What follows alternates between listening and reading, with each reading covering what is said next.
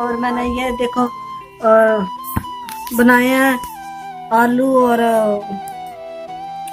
सलजम, और ये देखें, और साथ में नींबू है। मैं तो नींबू डाल के खाती हूँ, अच्छे लगते हैं। मेरी तो रोटी नहीं हजम होती इसलिए।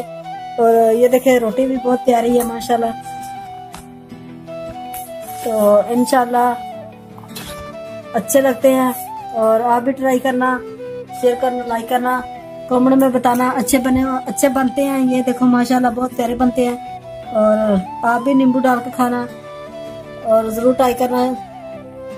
और माशाल्लाह बहुत प्यारे बनते हैं, और जरूर लाइक करना, शेयर करना, सब्सक्राइब करना। आपकी बहुत बहुत मेहरबानी। इंशाल्लाह मिलते हैं नेक्स्ट वीडियो में।